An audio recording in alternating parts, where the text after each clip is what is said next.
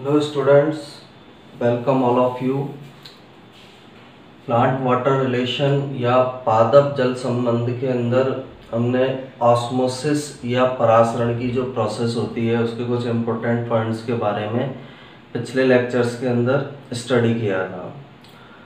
अब ऑस्मोसिस के बारे में हमें उन पॉइंट्स में के बारे में पढ़ना है जो हमारी एनसीईआरटी की बुक्स में है, आरबीएसई की जो बुक्स में है, उन पॉइंट्स के बारे में आज के लेक्चर के अंदर हमें स्टडी करना है। तो इसमें सबसे फर्स्ट हेडिंग जो है हमारी आज की, ऑस्मोसिस या परासरण। परासरण या इसी को क्या बोल सकते हैं हम, ऑस्मोसिस।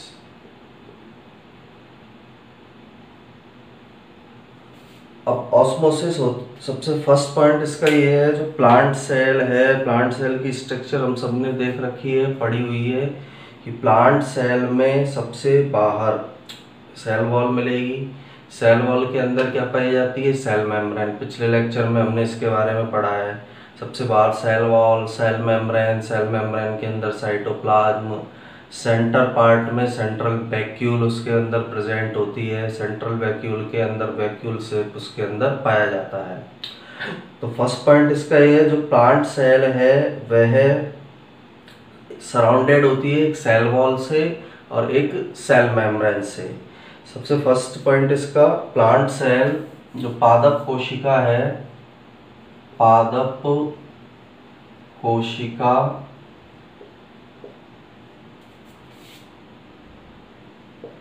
कोशिका भित्ति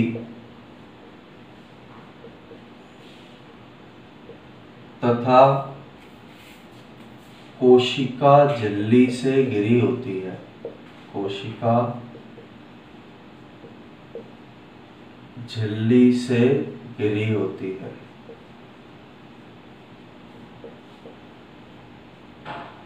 कल के लेक्चर में पढ़ा है हमने कि जो प्लांट सेल है या पादप कोशिका है वह किसके द्वारा घिरी हुई रहती है, कोशिका भित्ति से और कोशिका झिल्ली से घिरी हुई पाई जाती है। पादप कोशिका के चारों तरफ किसका आवरण प्रेजेंट होता है, कोशिका भित्ति का और कोशिका झिल्ली का आवरण इनके चारों तरफ प्रेजेंट होता है। तो पादप सेल है, कोशिका भित्ति और कोशिका झिल्ली से घिरी हुई होती है। इसके चारों तरफ कोशिका भित्ति और कोशिका झिल्ली का आवरण पाया जाता है।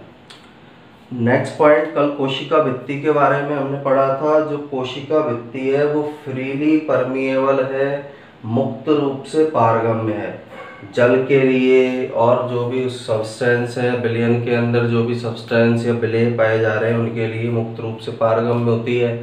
इसलिए ये कोई पदार्थ के जो अणु हैं या ऑस्मोसिस के अंदर या पदार्थों की गति के अंदर कोई बाधा उत्पन्न नहीं करती है।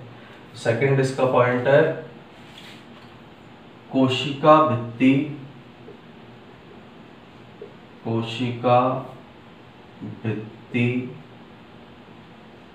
मुक्त पारगम्य होती है। मुक्त पारगम्य है या होती है, इसलिए यह परासरण क्रिया में बाधक नहीं होती है। इसलिए यह परासरण क्रिया में बाधक नहीं होती है। इन पॉइंट्स के बारे में कल हम पढ़ चुके हैं। कल के लेक्चर के अंदर इसके बारे में हमने क्या किया था, डिस्कशन किया था। जो कोशिका भित्ति है मुक्त पारगम्य, इसलिए यह परासरण क्रिया में बाधक नहीं होगी।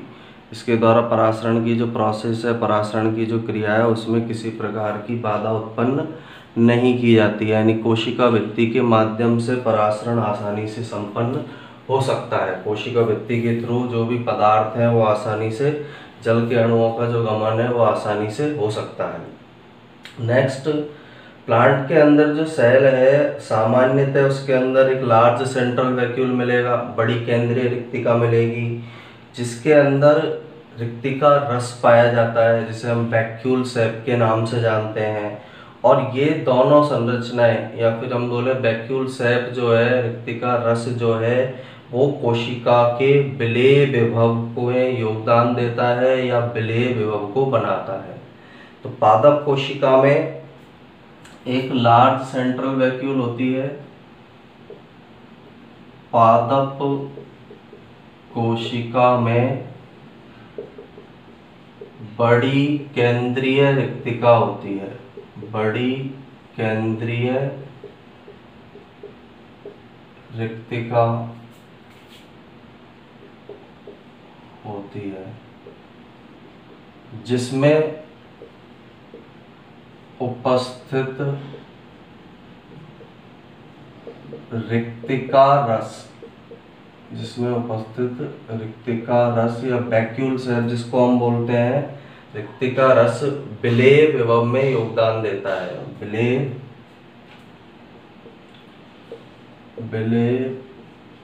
विभव में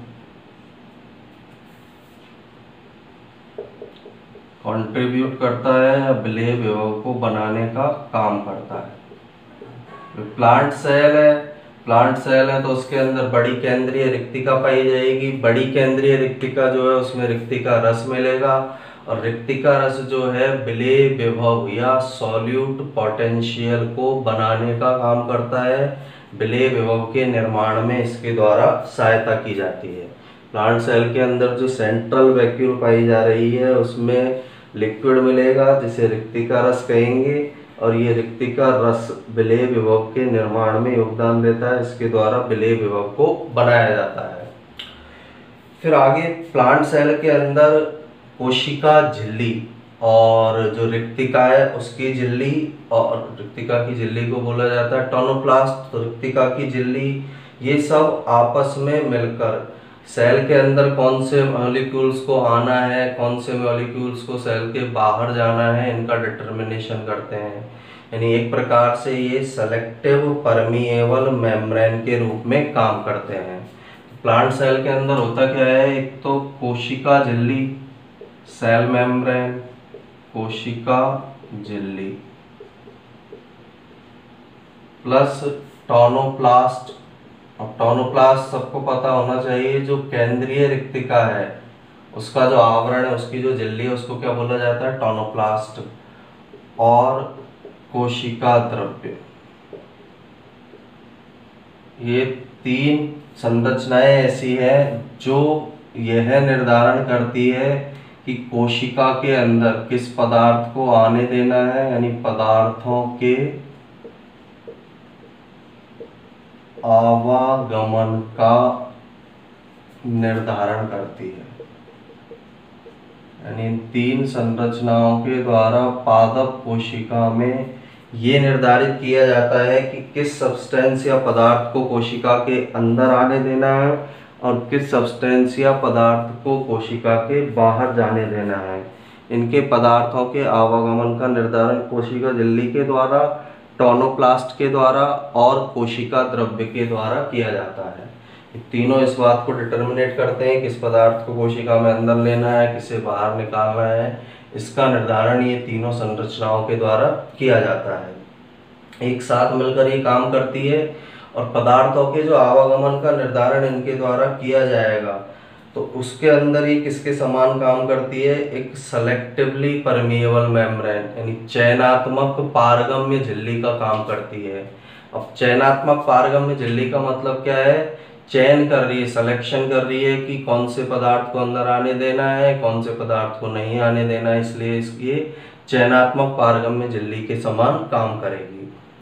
इसके बाद परासरण की डेफिनेशन है, परिभाषा है कि ऑस्मोसिस या परासरण एक्चुअल में होता क्या है, स्पेशली ये वाटर का डिफ्यूजन होता है, पानी जो है उसका विसरण होता है। ऑस्मोसिस में है क्या, डिफ्यूजन की प्रोसेस है, जल के अणु अपनी उच्च सांद्रता से कहाँ जाते हैं, निम्न सांद्रता की ओर जाते हैं।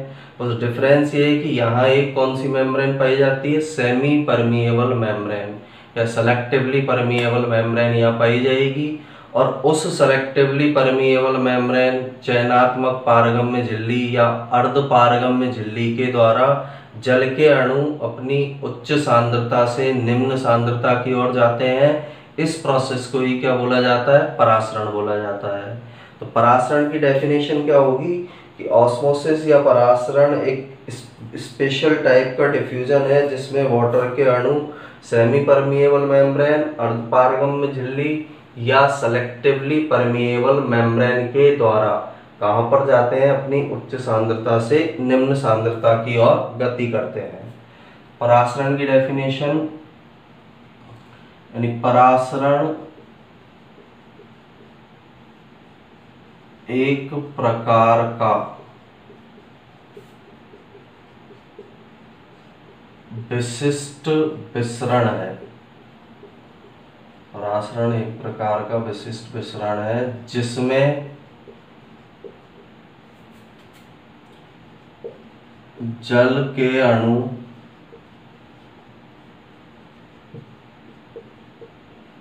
अर्धपारगम्य या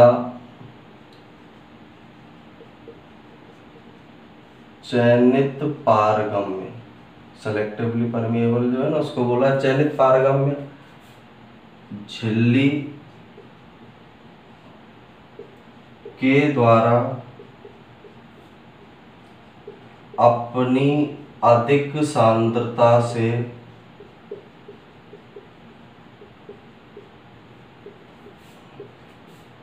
कम सांद्रता की ओर जाते हैं।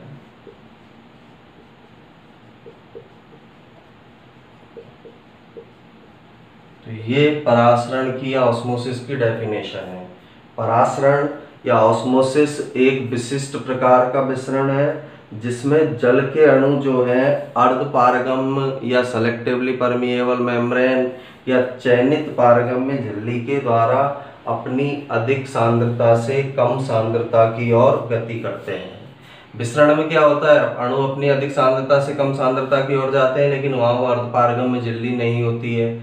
विसरण में विलेय का भी गमन हो सकता है लेकिन यहाँ केवल विलायक, जलविक विलायक होता है, केवल विलायक का गमन होगा। और कौन सी झिल्ली के माध्यम से होगा, अर्धपारगम्य झिल्ली या चयनित पारगम्य झिल्ली के माध्यम से जल के अणु अपनी अधिक सांद्रता से कम सांद्रता की ओर जाते हैं। इसलिए बोला जाता है कि परासरण एक प्रकार का एक विशिष्ट प्रकार का क्या होता है, विसरण होता है। एक स्पेशल टाइप का डिफ्यूजन है जिसमें जल के अणु अर्धपारगम्य झिल्ली से अपनी ज्यादा मात्रा से अपनी कम मात्रा की ओर गति करते हैं। और ऑस्मोसिस या परासरण की जो प्रोसेस है वो उत्पन्न क्यों होती है, क्योंकि जो विलेय के अणु जो हैं, अब विलेय सबको पता होना चाहिए, विलायक प्लस विलेय आपस में मिलकर क्या बनाते हैं, विलयन। विलायक जो घोलता है वो विलायक है, जो घुलता है वो विलेय है, और दोनों के मिलने से क्या बनता है, सॉल्यूशन या विलयन। तो ये जो परासरण की प्रोसेस है, परासरण क्यों हो रहा है, क्योंकि जो विलेय के अणु हैं, सॉल्यूट के जो पार्टिकल्स हैं वो एक फोर्स प्रोड्यूस करते हैं और इनके द्वारा उत्पन्न होने वाले फोर्स के कारण ही, उस फोर्स के रेस्पॉन्स के कारण ही परासरण की क्रिया संपन्न होती है। तो नेक्स्ट इसका पॉइंट क्या होगा, विलेय के अणुओं द्वारा या विलेय के द्वारा, सिंपल रूप में हम बोल सकते हैं विलेय के द्वारा उत्पन्न बल के कारण परासरण क्रिया होती है।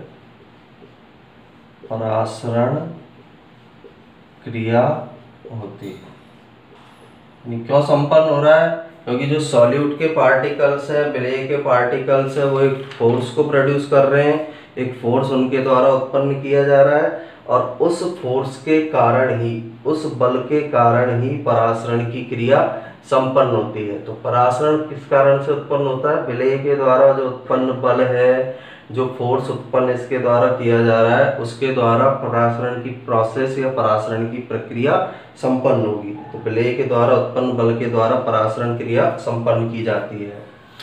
इसके बाद जो डायरेक्शन, दिशा और दर जो है परासरण की, डायरेक्शन और रेट जो है परासरण का, वो दो चीजों पर डिपेंड करता है। एक प्रेशर ग्रेडियंट, प्रेशर ग्रेडियंट का मतलब है दाब विभव। दूसरा होता है कंसंट्रेशन ग्रेडियंट, सांद्रता प्रवणता पर। यानी एक तो वो दाब प्रवणता पर निर्भर करेगा, प्रेशर ग्रेडियंट पर निर्भर करेगी, परासरण की दिशा और किस स्पीड से होगा। दूसरा किस पर डिपेंड करेगा, वो सांद्रता प्रवणता पर डिपेंड करता है। और वाटर के जो मॉलिक्यूल है वो अपने हायर केमिकल पोटेंशियल से, उच्च रासायनिक विभव से उस क्षेत्र में जाते हैं जहां निम्न रासायनिक विभव पाया जा रहा है। लोअर केमिकल पोटेंशियल तक गतिशील होते हैं। और कब तक गति करेंगे, जब तक कि साम्यावस्था नहीं हो जाती है। साम्यावस्था का मतलब है जब तक कि दोनों तरफ जल के अणुओं की मात्रा समान नहीं हो जाएगी, तब तक इन वाटर मॉलिक्यूल्स का या जल के अणुओं का गमन होता है। तो परासरण की दर और दिशा, परासरण की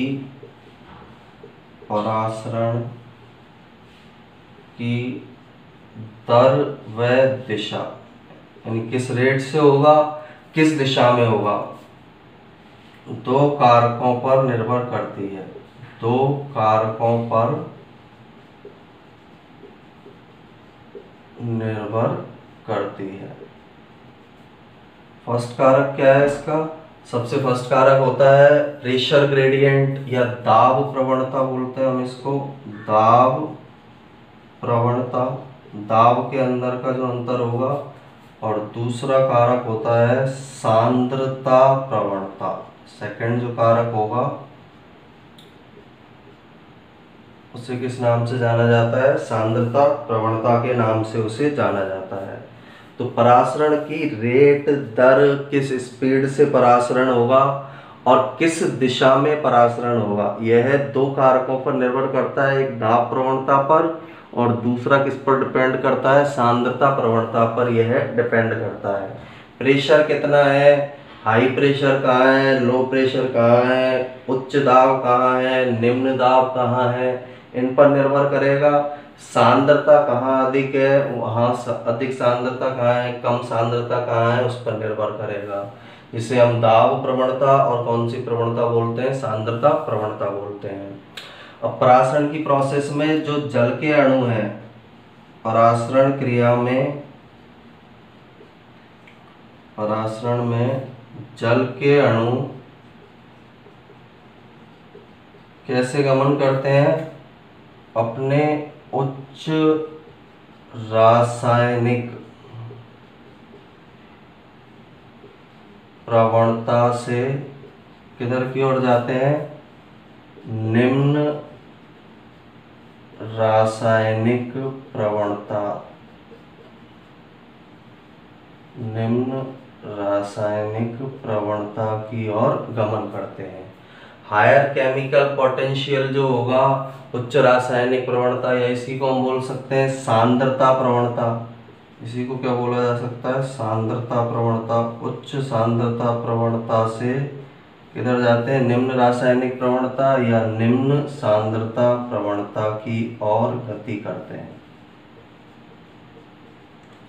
और भी सिंपल लैंग्वेज में बोलना चाहें, जल के अणु अपनी अधिक मात्रा से कम मात्रा की ओर गमन करते हैं। तो परासरण की प्रोसेस में जो वाटर मॉलिक्यूल है, जल के अणु है, अपनी अधिक सांद्रता से, अपनी उच्च रासायनिक प्रवणता से अपनी निम्न रासायनिक प्रवणता या सांद्रता प्रवणता की ओर मूव करते हैं, सांद्रता प्रवणता की ओर गति करते हैं। तो ये परासरण के अंदर जल के अणुओं में उच्च रासायनिक प्रवणता से निम्न रासायनिक प्रवणता की ओर जाने की या गति करने की प्रोसेस या प्रक्रिया इसके अंदर पाई जाती है। अब ये गति कब तक होगी इन जल के अणुओं की, जब तक साम्य अवस्था उत्पन्न नहीं हो जाती है। ये जो गति है जल के अणुओं की कब तक संपन्न होगी, जब तक साम्य अवस्था उत्पन्न नहीं हो जाती है। साम्य अवस्था या साम्यावस्था उत्पन्न होने तक, उत्पन्न होने तक ये जल के अणु अपनी उच्च सांद्रता प्रवणता से निम्न सांद्रता प्रवणता की ओर गति करते हैं। हायर कंसंट्रेशन से लोअर कंसंट्रेशन की ओर गति करते हैं। जब तक करेंगे जब तक कि दोनों तरफ जल के अणु की मात्रा समान नहीं हो जाती है। अब जल के अणु की मात्रा जब समान होगी तो उसे हम क्या बोलते हैं, कौन सी अवस्था उत्पन्न हो जाती है, साम्य अवस्था उसके अंदर उत्पन्न हो जाती है। अब साम्य अवस्था का मतलब क्या है, जैसे दो चैम्बर्स हैं, उनके अंदर वाटर मॉलिक्यूल्स की मात्रा जब समान हो जाएगी, दोनों तरफ वाटर मॉलिक्यूल जल के अणु समान हो जाएंगे, तो उसे हम किस नाम से जानते हैं, साम्य अवस्था के नाम से उसे जाना जाता है। तो ये इंपॉर्टेंट पॉइंट्स है, एक बार फिर से इसको रिवाइज कर लेते हैं हम। परासरण पादप कोशिका में हमें पता है कोशिका पादप कोशिका, कोशिका भित्ति और कोशिका झिल्ली से घिरी हुई है। कोशिका भित्ति मुक्त पारगम्य है, इसलिए इसका परासरण क्रिया में कोई बैरियर का काम नहीं करेगी, बाधक नहीं होगी, सबको जल के अणुओं को सबको जाने देगी। पादप कोशिका में बड़ी केंद्रीय रिक्तिका होती है, उसके अंदर जो लिक्विड मिल रहा है रिक्तिका रस होता है, और रिक्तिका रस जो है विलेय विभव में योगदान देता है। जो सॉल्यूट का पोटेंशियल है, विलेय का विभव जो है, कल हमने पढ़ा था ऑस्मोटिक पोटेंशियल, उसके अंदर ये रिक्तिका रस योगदान देता है। कोशिका झिल्ली, रिक्तिका की झिल्ली टोनोप्लास्ट और कोशिका द्रव्य, ये पादप कोशिका के अंदर पदार्थों के आवागमन का निर्धारण करते हैं। यानी ये चयनात्मक पारगम्य झिल्ली या अर्ध पारगम्य झिल्ली का काम करते हैं। परासरण एक प्रकार का विशिष्ट विसरण है, जिसमें जल के अणु अर्ध पारगम्य या चयनात्मक पारगम्य झिल्ली के द्वारा अपनी अधिक सांद्रता से कम सांद्रता की ओर जाते हैं। ज्यादा जहाँ मात्रा है जल के अणु की, वहां से कम मात्रा की ओर जाएंगे, और किसके माध्यम से जाते हैं, अर्ध पारगम्य झिल्ली या चयनात्मक पारगम्य झिल्ली के द्वारा। परासरण होता क्यों है, विलेय जो है उसके अंदर, विलयन के अंदर जो घुले हुए जो कण है, उनके द्वारा जो फोर्स उत्पन्न होगा, उनके द्वारा जो बल उत्पन्न होगा, उस बल के कारण ये परासरण की क्रिया संपन्न होती है। परासरण की दर और दिशा दो कारकों पर निर्भर करती है। पहला दाब प्रवणता, दाब के अंदर या प्रेशर के अंदर कितना अंतर है उस पर। दूसरा किस पर डिपेंड करेगी, सांद्रता प्रवणता पर निर्भर करती है। और परासरण में जल के अणु साम्य अवस्था उत्पन्न होने तक उच्च रासायनिक प्रवणता से उच्च सांद्रता प्रवणता से निम्न रासायनिक प्रवणता या निम्न सांद्रता प्रवणता की ओर गति करते हैं। इनकी गति तब तक पाई जाती है जब तक कि साम्य अवस्था उत्पन्न नहीं होगी, जब तक दोनों तरफ जल के अणुओं की समान मात्रा नहीं होगी, तब तक इस प्रकार की गति जल के अणुओं की पाई जाएगी। साम्य अवस्था में क्या होगा, जो वाटर पोटेंशियल है या जल विभव का मान, जैसे दो चैम्बर है तो उनके अंदर, दोनों के अंदर वाटर पोटेंशियल या जल विभव का मान समान होगा। समान इसलिए दोनों तरफ जल के अणुओं की मात्रा समान है, तो दोनों में वाटर पोटेंशियल या जल विभव का मान क्या होगा, समान पाया जाएगा। इसके बाद जो हमें पढ़ना है पॉटेट, यानी जो लैब के अंदर जो परासरण की प्रोसेस है उसकी स्टडी किस प्रकार से की जाती है, लैब के अंदर कौन से इक्विपमेंट इसके अंदर काम में लिए जाते हैं।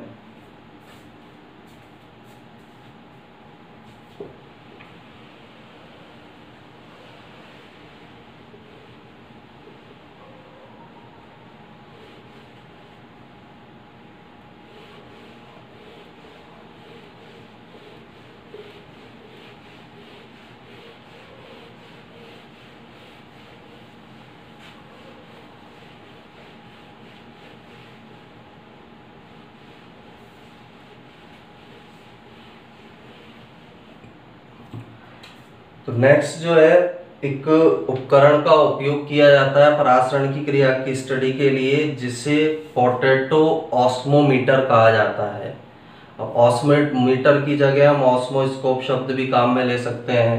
तो परासरण की क्रिया के मापन के लिए आलू के परासरण मापी का उपयोग किया जाता है। आलू के परासरण मापी, पोटैटो ऑस्मोमीटर भी इसको बोलते हैं और पोटैटो ऑस्मोस्कोप भी इसको बोला जा सकता है। तो आलू के परासरण मापी का उपयोग परासरण क्रिया के अध्ययन के लिए किया जाता है। अब इसके अंदर क्या करते हैं, आलू की परासरण मापी में, जैसे एक हमने आलू लिया,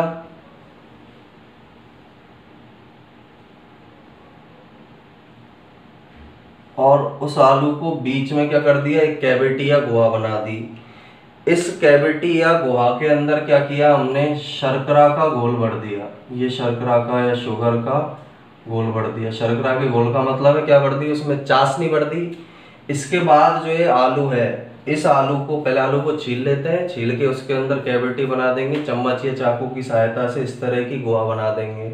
इस गोहा में हम क्या भर देंगे, चाशनी भर देते हैं। और जो चाशनी भरने के बाद इस आलू को हम किसके अंदर रख देते हैं, एक पेट्री डिश में। एक पेट्री डिश के अंदर रख दिया। इस पेट्री डिश में क्या भरा हुआ है, पानी। इस पेट्री डिश के अंदर क्या भरा रहेगा, पानी इसके अंदर प्रेजेंट होगा। तो ये आलू है, इसको हमने किसके अंदर रख दिया, एक पेट्री डिश में भर दिया, जिसमें क्या भरा हुआ है, पानी भरा हुआ है।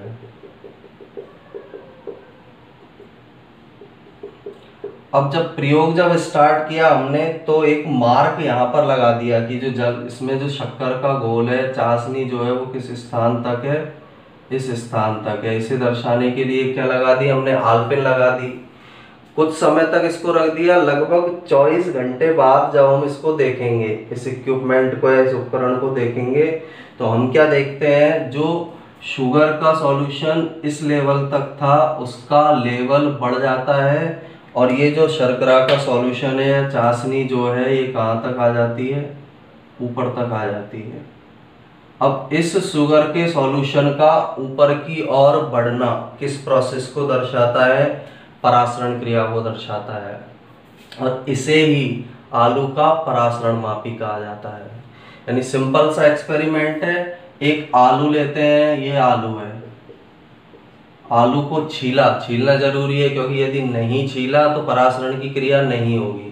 क्योंकि जो उसके छीलने, जो नहीं छीलते आलू का छिलका यदि इसके ऊपर प्रेजेंट है तो परासरण की क्रिया को वो नहीं होने देगा। आलू को छील लेते हैं, छीलकर उसके अंदर इस तरह की कैविटी या गोहा चम्मच या चाकू से बना लेंगे। इस चम्मच या चाकू में क्या रख देते हैं, चाशनी रख देते हैं, शुगर सॉल्यूशन रख देते हैं, या शर्करा का क्या रख देंगे, घोल इसके अंदर रख दिया। शर्करा का घोल इसके अंदर रखा, इसको फिर एक पेट्री डिश में किस पानी के अंदर रख दिया।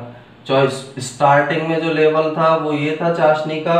24 घंटे बाद हम देखेंगे तो ये चाशनी का लेवल बढ़कर कहाँ पहुंच जाता है, यहाँ पहुंच गया। यानी चाशनी इस जो कैविटी थी आलू की, उसके अंदर ऊपर की ओर गति कर जाती है। अब ऊपर की ओर गति क्यों की है, क्योंकि जो जल के अणु हैं इस अर्ध पारगम्य झिल्ली के द्वारा किसके अंदर प्रवेश कर गए, इस कैविटी के अंदर प्रवेश कर गए। और इसे ही हम कौन सी क्रिया बोलते हैं, परासरण क्रिया बोलते हैं। जल के अणुओं का अर्ध पारगम्य झिल्ली के माध्यम से अपनी अधिक सांद्रता से कम सांद्रता की ओर जाना। यहाँ जल ज्यादा है, चाशनी में जल कम है, क्योंकि शक्कर घुली हुई है उसमें, इसलिए जल के अणु यहाँ से इस कैविटी के अंदर या इस गुहा के अंदर क्या कर जाते हैं, प्रवेश कर जाते हैं। तो परासरण क्रिया का जो प्रदर्शन है वो किसके द्वारा किया जा सकता है, आलू के परासरण मापी के द्वारा परासरण क्रिया को आसानी से दर्शाया जा सकता है। आलू के परासरण मापी की सहायता से हम परासरण क्रिया का प्रदर्शन कर सकते हैं। इसे ही पोटैटो ऑस्मोस्कोप के नाम से जाना जाता है, पोटैटो ऑस्मोमीटर के नाम से भी इसे जाना जाता है। इसके बाद एक और एक्सपेरिमेंट हम करते हैं इसी से रिलेटेड, परासरण क्रिया से रिलेटेड। एक हम क्या करते हैं, एक सॉल्यूशन लेते हैं वाटर के अंदर सुक्रोज का सॉल्यूशन लिया। सुक्रोज एक प्रकार की शुगर है। वाटर लेते हैं एक फनल के अंदर, यानी इसको पहले डायग्राम बना देता हूँ। ये तो परासरण वाला था। एक सेकंड एक्सपेरिमेंट हम क्या करेंगे इसमें,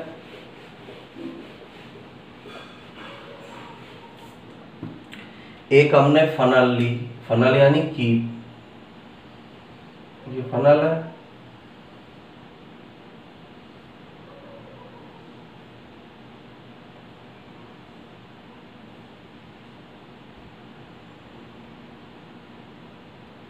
ये कीप ले ली। उल्टी कीप बनाई है मैंने, उल्टा बनाया है इसको, क्योंकि अभी हमें आगे एक्सपेरिमेंट कंप्लीट करना है। तो एक फनल हमने ली,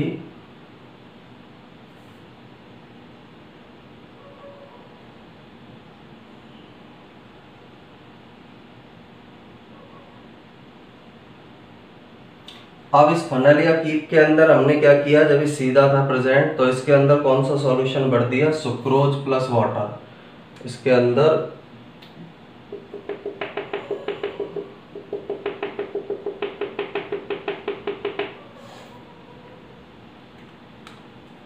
ये हमने एक लेवल तक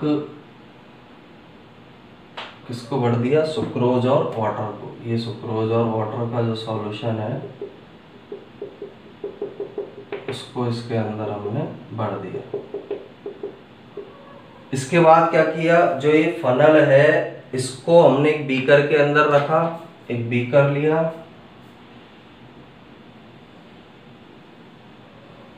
ये बीकर है और बीकर के अंदर क्या प्रेजेंट है, वाटर मॉलिक्यूल, ये पानी के अणु है। इसके अंदर रख दिया, शुद्ध पानी के अणु इसके अंदर उपस्थित है। लेकिन फनल के मुख पर हमने एक अर्ध पारगम्य झिल्ली को लगा दिया, सेमी परमिएबल मेम्ब्रेन को इसके मुख पर हमने लगा दिया। एक सेलेक्टिवली परमिएबल मेम्ब्रेन के द्वारा इस फनल को क्या कर लिया, हमने अलग कर लिया। एक अर्ध पारगम्य झिल्ली इसके अंदर लगा दी, जिससे जो फनल है वो बीकर के जल से क्या हो गई, सेपरेट हो गई या फिर अलग हो गई। इन दोनों में क्या पाया गया, सेपरेशन इसके अंदर मिलेगा। तो इसमें सेमी परमिएबल मेम्ब्रेन को लगा दिया, यानी इन तीनों का नामांकन करें। ये बीकर है, ये वाटर मॉलिक्यूल है, जल के अणु है, ये कीप है, इसके अंदर सुक्रोज और जल का क्या भरा हुआ है, सॉल्यूशन भरा हुआ है, सुक्रोज प्लस जल, इनको मिलाकर हमने इसके अंदर भर दिया है। और ये जो है सेमी परमिएबल मेम्ब्रेन है, सेमी परमिएबल मेम्ब्रेन अर्ध पारगम्य झिल्ली है। अब इस प्रयोग में या एक्सपेरिमेंट में क्या होगा, जल के अणु इधर ज्यादा है और सुक्रोज और जल के सॉल्यूशन के अंदर कम है, तो जल के अणु इस अर्ध पारगम्य झिल्ली द्वारा कहाँ प्रवेश करने लगेंगे, अंदर की तरफ। ये वाटर मॉलिक्यूल है, इस अर्ध पारगम्य झिल्ली द्वारा अंदर गमन करते हैं। जब ये अंदर गमन करेंगे तो स्टार्टिंग में तो हमारा जो लेवल था वो सुक्रोज का कहाँ तक था, यहाँ तक। लेकिन सुक्रोज और जल के विलयन का लेवल कहाँ तक था, यहाँ तक है। लेकिन जब जल के अणु इसके अंदर गमन करेंगे तो ये लेवल क्या हो जाता है, बढ़ जाता है। भाई इस सॉल्यूशन के अंदर जल के अणु जाएंगे, जल के अणु जब इसके अंदर जाएंगे तो पहले जो ये कीप के अंदर इन विलयन का लेवल यहाँ तक था, ये बढ़ जाता है, क्योंकि जल के अणु इसके अंदर अर्धपारगम्य झिल्ली के द्वारा क्या करते हैं, मूवमेंट कर जाते हैं। इसलिए जो फनल या कीप है उसके अंदर जो सुक्रोज और जल का सॉल्यूशन है या विलयन है उसका लेवल बढ़ जाता है, जो परासरण क्रिया को दर्शाता है। इसके बाद ये जो प्रोसेस है कब तक होगी, जब तक इक्विलिब्रियम या साम्यावस्था स्थापित नहीं हो जाए। जब तक साम्यावस्था नहीं आती है, जब तक दोनों तरफ अणुओं की संख्या, जल के अणुओं की संख्या समान नहीं होगी, तब तक ये प्रोसेस या प्रक्रिया पाई जाती है। अब यदि मान लिया जाए कि सुक्रोज जो है मेम्ब्रेन के थ्रू बाहर निकल सकती है, ये हम एक दूसरे इसके बारे में थिंक सोचें, इस एक्सपेरिमेंट के बारे में, कि हम मान लें कि सुक्रोज भी इस मेम्ब्रेन के द्वारा कहाँ आ सकती है, इस बीकर वाले जल में आ सकती है, तो क्या इक्विलिब्रियम प्राप्त होगा। क्वेश्चन ये है कि जो सुक्रोज है वो भी इस झिल्ली के द्वारा क्या हो सकती है, डिफ्यूज हो सकती है, इस मेम्ब्रेन से डिफ्यूज हो पा रही है, तो क्या इक्विलिब्रियम प्राप्त होगा, हाँ तब भी इक्विलिब्रियम होगा, क्योंकि यहाँ पर उस समय कौन सी प्रोसेस होगी, डिफ्यूजन की या विसरण की प्रोसेस होगी। और विसरण की प्रोसेस के द्वारा जो सुक्रोज है सॉल्यूट है, एक विलेय है, इसके कण कहाँ पर जाने लग जाएंगे, जल के अंदर जाने लग जाएंगे। यानी अर्धपारगम्य झिल्ली को हटा दिया जाए तो जो सुक्रोज है उसके अणु भी किसके अंदर गमन करेंगे, जल के बीकर वाले जल के अंदर गमन करेंगे और वो साम्यावस्था को प्राप्त करेंगे। लेकिन उस प्रोसेस को हम डिफ्यूजन बोलेंगे, क्योंकि इसके अंदर विलेय के जो कण है, विलेय के अणुओं का गमन होगा, जबकि परासरण क्रिया में केवल विलायक या जल के अणुओं का क्या पाया जाता है, गमन इसके अंदर पाया जाता है। इसके बाद जो ये फनल या कीप है, इसी को फनल बोलते हैं, कीप जो बना रखी है इसको हमने, इसके अंदर यदि एक्सटर्नल प्रेशर अप्लाई किया जाए, कोई बाहरी दाब इसके ऊपर अप्लाई किया जाए इसके अपर पार्ट से, जैसे इसका जो ऊपरी हिस्सा है यहाँ से एक एक्सटर्नल प्रेशर को इस पर अप्लाई किया जाए, इस पर लगाया जाए, ये हम इस पर कौन सा प्रेशर लगा रहे हैं, बाहरी दाब, यानी फनल का जो ऊपरी सिरा है यहाँ पर, इस पर यदि एक्सटर्नल प्रेशर लगाया जाए तो ये जो प्रेशर है ये मेम्ब्रेन के थ्रू जल के अणुओं के गमन को रोक देता है। यानी ये बाहरी दाब परासरण की क्रिया को रोक देता है। इस फनल पर कोई एक्सटर्नल प्रेशर लगाए, बाहरी दाब लगाए, तो जल के अणुओं को यह बाहरी दाब इस फनल के अंदर या इस विलयन के अंदर जाने से रोक देगा। और ऐसा प्रेशर जो वाटर को जो जल के अणुओं को परासरण क्रिया से रोक देता है, उस प्रेशर को ही परासरण दाब के नाम से जाना जाता है। यानी इस फनल पर हमने बाहरी दाब लगाया, बाहर से कोई प्रेशर लगाया, उस प्रेशर के कारण जल के अणुओं का अर्धपारगम झिल्ली से होकर इस कीप में गमन रुक गया, तो वो प्रेशर किस नाम से जाना जाता है? परासरण दाब या ऑस्मोटिक प्रेशर के नाम से उसे जाना जाता है। और जो ऑस्मोटिक प्रेशर है, ऑस्मोटिक प्रेशर ओपी शॉर्ट में इसको बोलते हैं, परासरण दाब जो है यह क्या करता है? सॉल्यूट की जो कंसंट्रेशन है उस पर डिपेंड करता है। ऑस्मोटिक प्रेशर या परासरण दाब सॉल्यूट का मतलब है विलेय की सांद्रता पर निर्भर करता है। विलेय की सांद्रता पर कौन निर्भर कर रहा है? ओपी या परासरण दाब विलेय की सांद्रता पर निर्भर करता है। जितना ज्यादा विलेय सांद्र होगा, जितना ज्यादा विलेय की सांद्रता होगी, उतना ही ज्यादा प्रेशर इस जल के अणु के गमन को रोकने के लिए लगाना पड़ेगा। भाई जितना ज्यादा विलेय की सांद्रता है, या विलेय क्या है? सुक्रोज है, जितनी ज्यादा इसके अंदर सुक्रोज होगी उतना ही ज्यादा बाहरी दाब लगाना पड़ेगा, जिससे जल के अणुओं को इस फनल के अंदर या कीप के अंदर जाने से रोका जा सके। तो ऑस्मोटिक प्रेशर विलेय की सांद्रता पर निर्भर करेगा। विलेय की सांद्रता ज्यादा है तो हमें ज्यादा ऑस्मोटिक प्रेशर लगाना पड़ेगा। कम सांद्रता है विलेय की तो कम ऑस्मोटिक प्रेशर लगाना पड़ेगा। तो सिंपल सा ध्यान ही रखना है, ज्यादा विलेय की सांद्रता है, ज्यादा ऑस्मोटिक प्रेशर लगेगा। भाई शक्कर ज्यादा है, सुक्रोज ज्यादा है, इसके अंदर शुगर ज्यादा है, तो ज्यादा दाब लगाना पड़ेगा। कम सुक्रोज है तो कम ऑस्मोटिक प्रेशर इसके अंदर लगाना पड़ता है, जिससे कि जल के अणुओं को इस अर्धपारगम झिल्ली से इस कीप में प्रवेश से रोका जा सके। तो ये ऑस्मोटिक प्रेशर या परासरण दाब के बारे में है। इसके बाद एक और पढ़ा था हमने, परासरण विभव। अब परासरण दाब और परासरण विभव में डिफरेंस ये है, परासरण दाब एक किस प्रकार का प्रेशर है? पॉजिटिव प्रेशर है, धनात्मक दाब है। जबकि परासरण विभव जो होता है, परासरण विभव या विलेय विभव भी जिसे बोला जाता है, वो एक किस प्रकार का प्रेशर होता है? उसके लिए कौन सा सिंबल काम में लिया जाता है? नेगेटिव। दोनों की वैल्यू सेम होती है, परासरण दाब की और परासरण विभव की वैल्यू या मान समान होगा। अंतर केवल इतना है, ये पॉजिटिव होता है और परासरण विभव कैसा पाया जाता है? नेगेटिव पाया जाता है। ओपी या परासरण दाब एक ऐसा प्रेशर है जिसे पॉजिटिव प्रेशर है जो अप्लाई किया जा रहा है, जबकि परासरण विभव ऑस्मोटिक पोटेंशियल जो है वो किस प्रकार का होता है? नेगेटिव होता है। इसके लिए पॉजिटिव सिंबल यूज में लेते हैं, परासरण विभव के लिए हम नेगेटिव सिंबल यूज में लेंगे। तो सिंपल सा एक एक्सपेरिमेंट ध्यान रखना है इसे परासरण को प्रदर्शित करने वाला।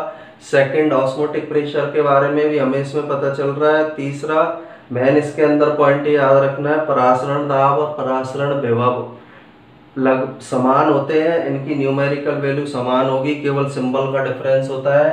परासरण दाब पॉजिटिव प्रेशर है, परासरण विभव कौन सा प्रेशर होता है? Negative pressure. इसके बारे में हम पिछले लेक्चर के अंदर पढ़ चुके हैं, जिसे परासरण विभव या विलेय विभव के नाम से जाना जाता है। तो यहाँ पर हमारी जो ऑस्मोसिस जो प्रोसेस है, ऑस्मोसिस प्रक्रिया कंप्लीट होती है। नेक्स्ट लेक्चर के अंदर हम प्लाज्मोलाइसिस प्रोसेस के बारे में स्टडी करेंगे। जीव द्रव्य कुंचन क्रिया जिसे बोला जाता है, उसके बारे में हम स्टडी करेंगे। Thank you.